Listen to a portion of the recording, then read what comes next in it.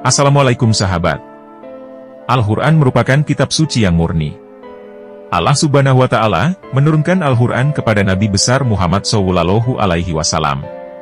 Banyak orang-orang yang mengatakan bahwa Al-Quran merupakan karangan atau karya Nabi Muhammad. Namun, jika orang-orang itu mau belajar, maka orang-orang yang mengatakan seperti itu akan tahu sendiri bahwa sesungguhnya Al-Quran bukanlah karya Nabi Muhammad, melainkan Allah Subhanahu wa Ta'ala yang memberikan. Nabi Muhammad tidak bisa membaca maupun menulis, namun di balik itu semua, tentu Allah yang menghendaki. Di zaman Rasulullah, buta huruf maupun tidak bisa menulis, bukanlah suatu aib. Mengapa Allah Subhanahu wa Ta'ala menciptakan Nabi Muhammad dengan buta huruf? Karena banyak orang-orang yang mengatakan bahwa Al-Quran adalah karangan atau karya Nabi Muhammad. Bahkan sampai ada yang mengatakan bahwa Al-Quran hanya sebuah buku dongeng. Ini adalah argumen orang-orang yang tidak waras.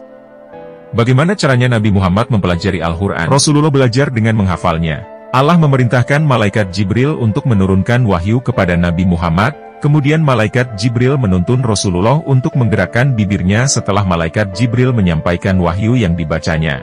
Nabi Muhammad sendiri menghafal secara bertahap, tidak langsung menghafal semuanya, dan kemudian mengamalkannya kepada para sahabatnya.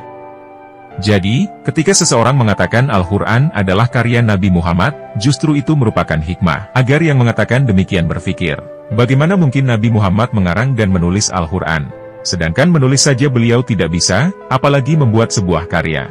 Buktinya ada di dalam Al-Quran, surah Al-Ankabut ayat 48. Dan engkau Muhammad, tidak pernah membaca sesuatu kitab sebelum Al-Quran, dan engkau tidak pernah menulis suatu kitab dengan tangan kananmu. Sekiranya engkau pernah membaca dan menulis, niscaya, ragu, orang-orang yang mengingkarinya. Bukti adanya Al-Quran kuno, ditemukan dan diuji radiokarbon atas manuskrip Quran di Birmingham, yang hanya 2 lembar. Usia Al-Quran tersebut, berasal dari era tahun 568 hingga 645. 13 tahun setelah wafatnya Nabi Muhammad. Uji ini dilakukan oleh tim dari Universitas Oxford. Profesor David Thomas mengatakan, orang yang menulis manuskrip tersebut, bisa jadi hidup di zaman Nabi Muhammad dan ia mengenal Nabi.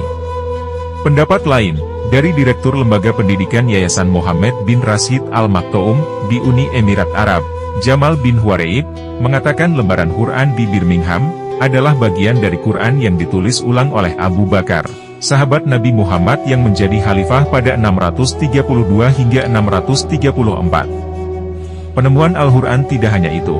Banyak penemuan-penemuan yang berusia ratusan tahun, yang isinya tetap sama, tidak berbeda, tidak seperti kitab-kitab yang lain. Hanya saja, seiring berkembangnya zaman, Al-Quran diterjemahkan agar mudah dipahami, namun sekali lagi, ayat-ayatnya tidak pernah berubah. Jadi, koreksi terlebih dahulu kitab-kitab Anda.